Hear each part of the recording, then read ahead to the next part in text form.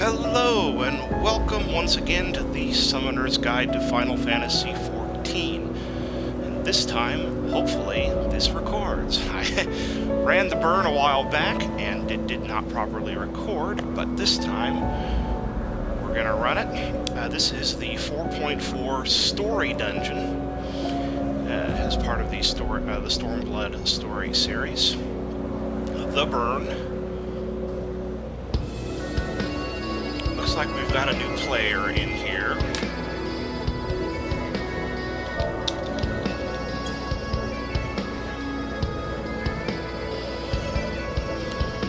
So the Burn has some fun and interesting mechanics in it. Not a terribly difficult dungeon, but you know, especially now the gear is coming up. But this is still, at least at the time of this recording, a relevant dungeon as it's in the expert series, and of course it's part of the story. So you'll still see this pop up in the expert roulette. So if you guys are trying to get your tomestones of creation to gear up your character, this is going to be a good one to do it on.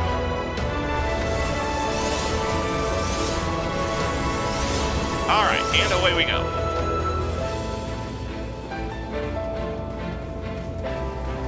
So we're probably going to see some fairly big pulls here. The big concern that you have to worry about in these first couple sections is when you are along the edge of the cliff, that little path you see in the distance there that our tank is currently on. They're going to be falling boulders. You're going to see kind of these little telegraphs that kind of blend into the ground, but if you're watching like that right there,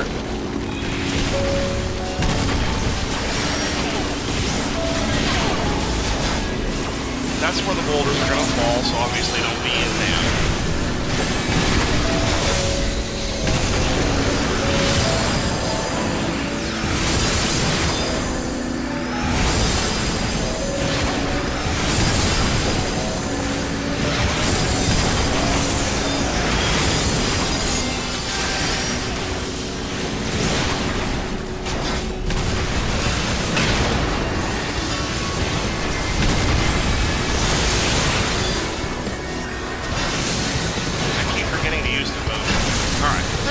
This battle's almost done, and that rock you see in the distance will roll away.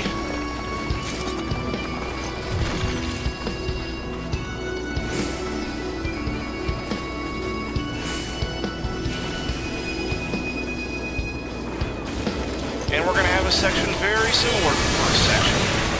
You're going to have the same sort of cliff, with the same sort of telegraphs.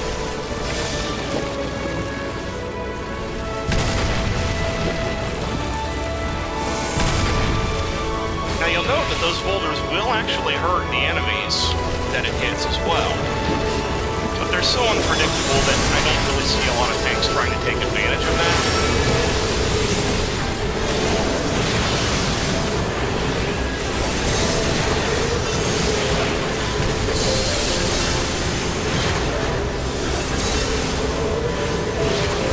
Now there is going to be one additional ad that pops up near the end of this particular pull.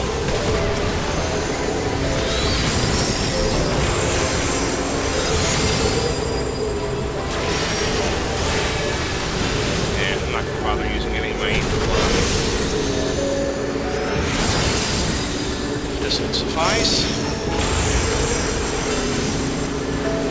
Yeah, see, there he is right there. That new guy who's being a glorified pain in the rear.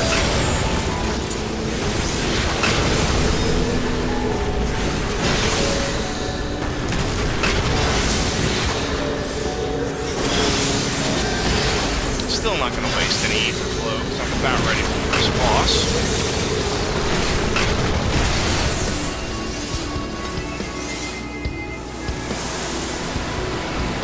Alright, so the first boss is all about position, position, position. Now I have to remember that I am not playing this as a red mage, as I'm accustomed to on my main, so I need to stay a little closer to the boss than I normally would. So about mid-range is where I'm going to stay. Those 4 pillars there are things that you're going to want to keep a close eye on.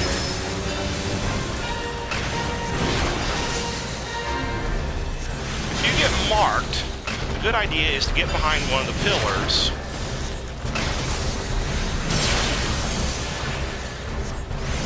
But don't get into a point where you're in the line of multiple pillars, because it's going to be a line of sight attack, and it is going to destroy the pillar that you're that gets hit. When the shard fall ability shows up,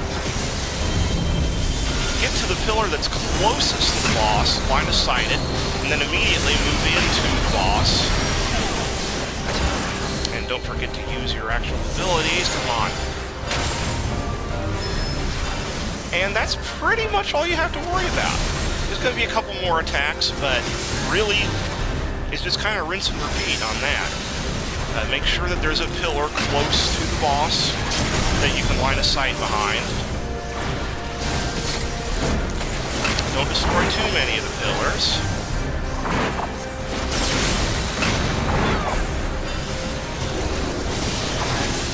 Now, you guys, I'm about to say, you guys at one point going to do this. Get away from the pillars when that happens. As even if it's not exactly in the hitbox, I've seen it still.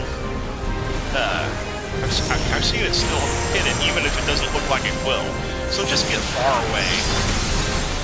Then move into the hitbox.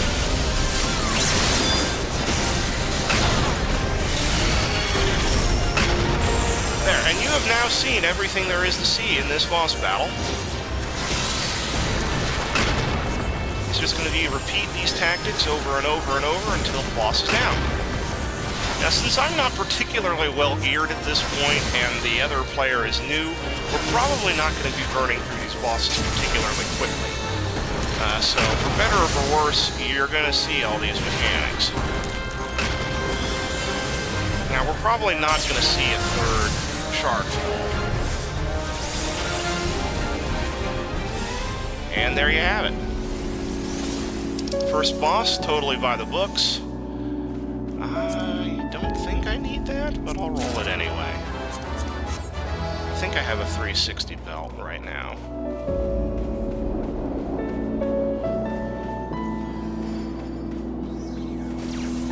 Nothing else I can turn it in for company seals.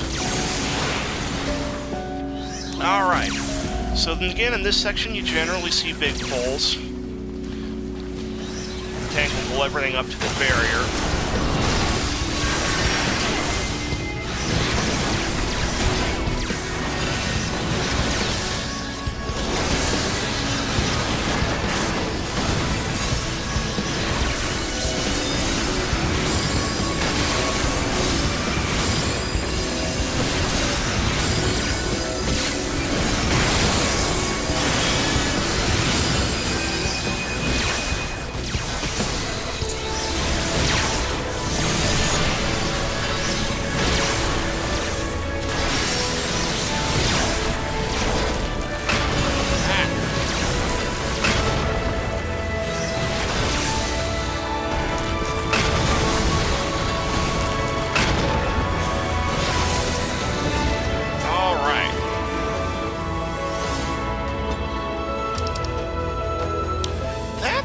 Might be an improvement.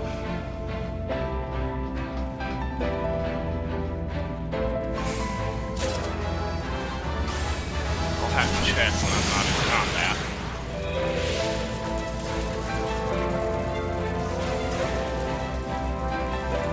Alright. Sometimes tanks will just stay on the pole of these goblins. Others will pull everything. As somebody with a lot of DPS, a lot of AoE DPS,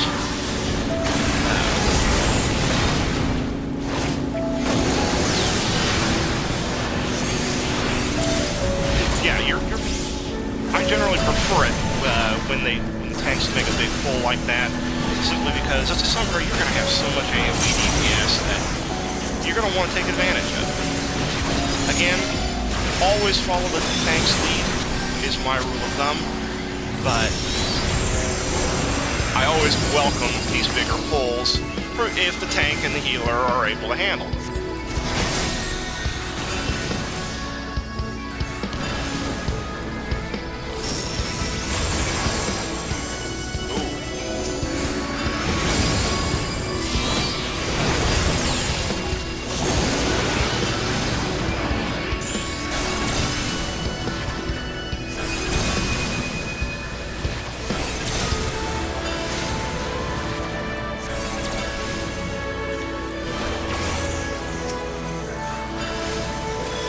Alright, we're almost at the second boss, which is a fun little boss. Alright, this is another boss for the arena is everything.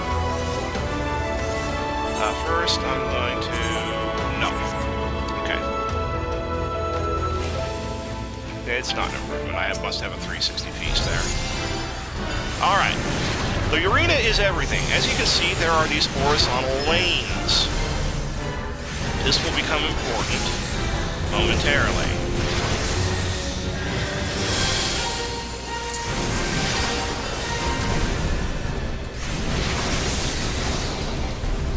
Alright. I like to put that way over in the corner. After he drops that puddle, he's going to go to one side of the arena, look for the drone that is sparking, and get into its lane. Because everything else is going to get hit. So that's that mechanic, and that's really the biggest mechanic you're going to need to worry about here. Well, that and the saw blades. Those will be showing up momentarily.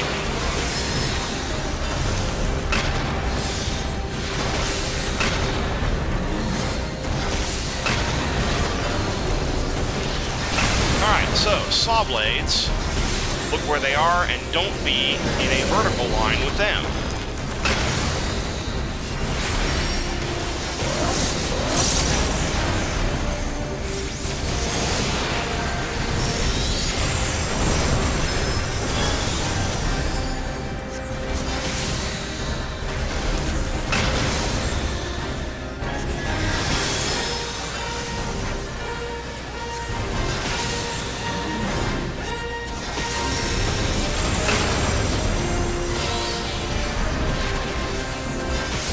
As you can see, it's just really all about staying out of the way of these few attacks that are going off. Eventually, he's going to mark another player to drop the ooze puddle.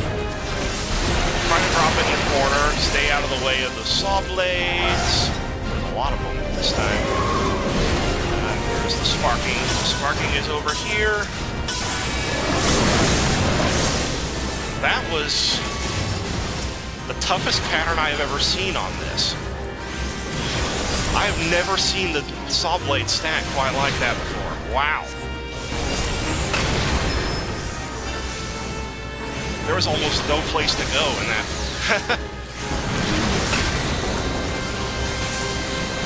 So normally you won't get a pattern quite that difficult.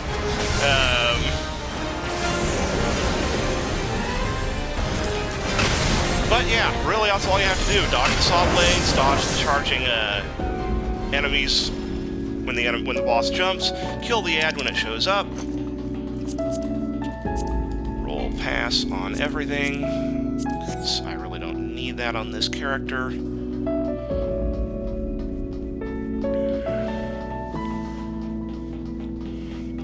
Alright, this third section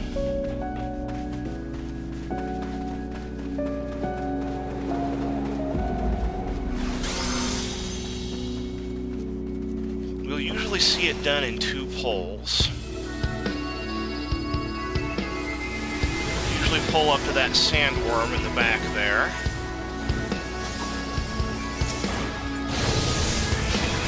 This can be a little tricky from an AoE perspective, as the groups tend to be fairly spread out, and it can be difficult for the tank to get everything into a concentrated area.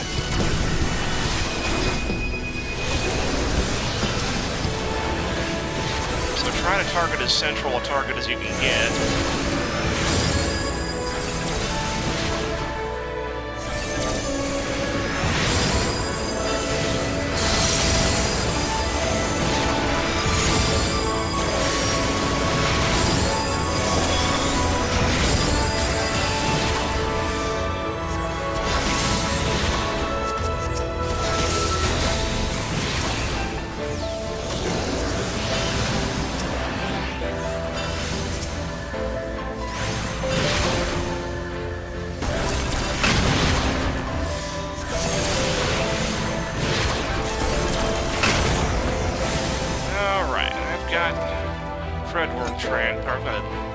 got Bahamut ready for next fight there.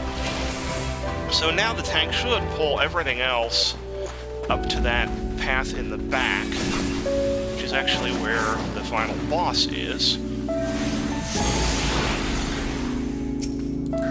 maybe not. Okay, that's fine. The sandworms are really the most difficult to deal with, so having to not deal with everything else, it's not a complaint. But yes, you'll see a lot of bosses take these two sandworms and actually pull them up to the next boss, so, or to the next section there.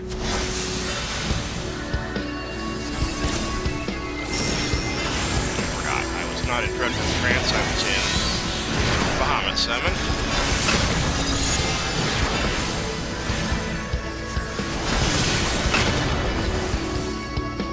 See, now it looks like there's only one enemy there, but as you see all those little dirt spots popping up, those are actually other ads that are going to show up.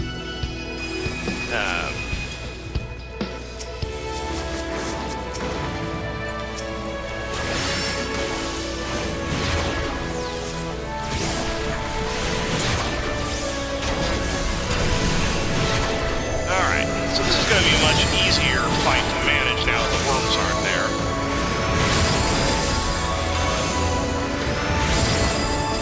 Again, fighting the worms along with these guys is very doable.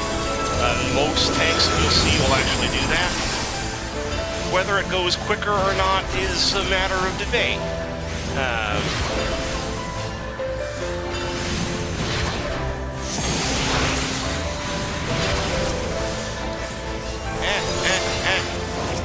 Alright, we almost got this guy down.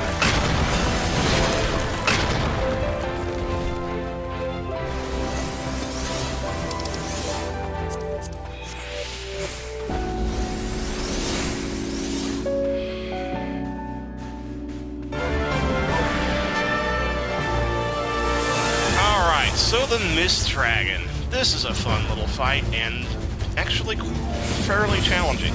This gave a lot of parties trouble when 4.4 first came out. But if you know what you're doing, it really isn't that difficult.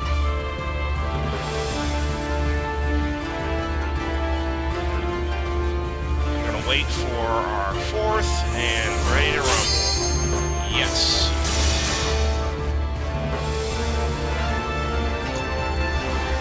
Let's do this. Alright, so, at the beginning I like to stay back, deal with the mechanics as they come. Hit them hard.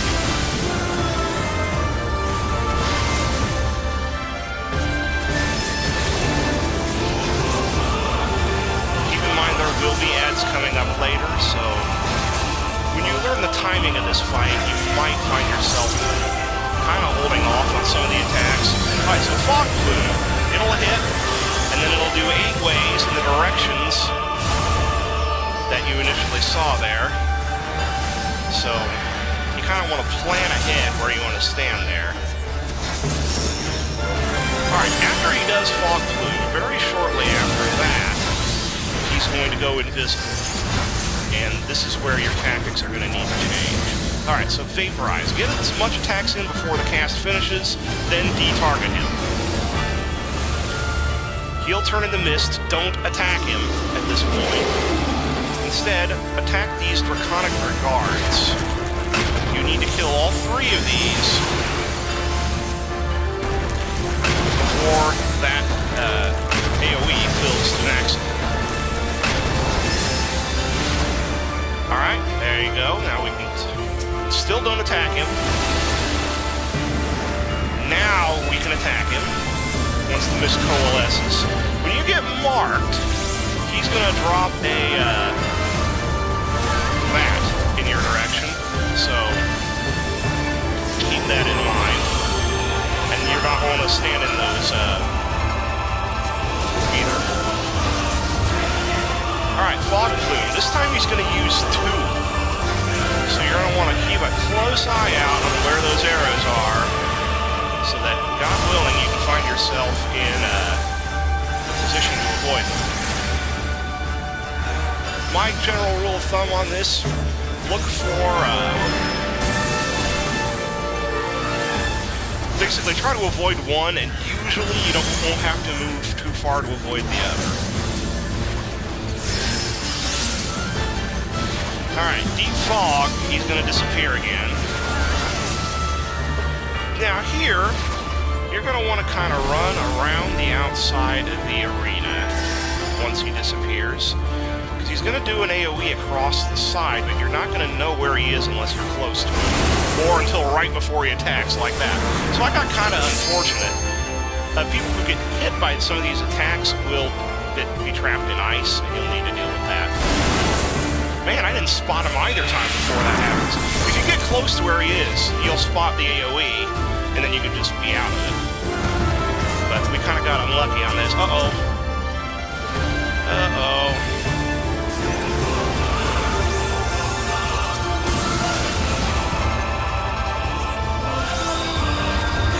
Well, let's see if we can salvage this.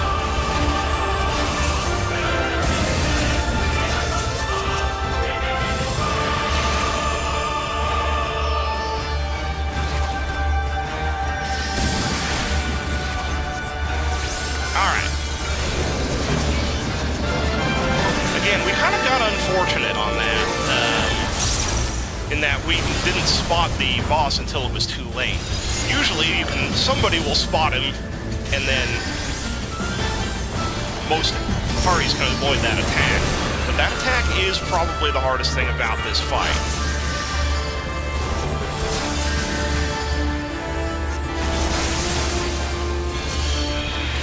Oh shoot, I was not paying attention to Fog Plume. Good thing I was able to avoid it. Now, if you take too long, he will. Okay, good. He will use fog or the deep fog attack again. So we're gonna get to see it in all its glory. Oh, come on, be enough. Oh, it's not enough. Unless my AoEs take care of it, which is possible.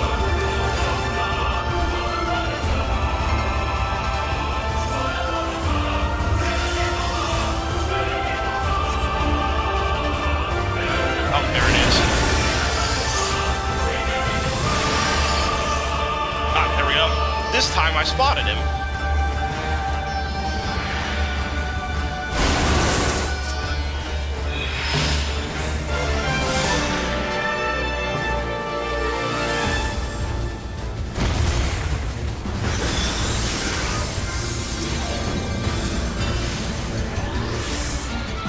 And there you have it.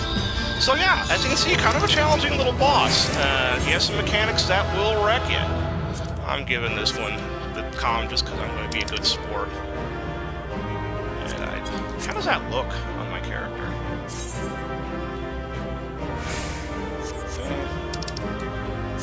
Yeah.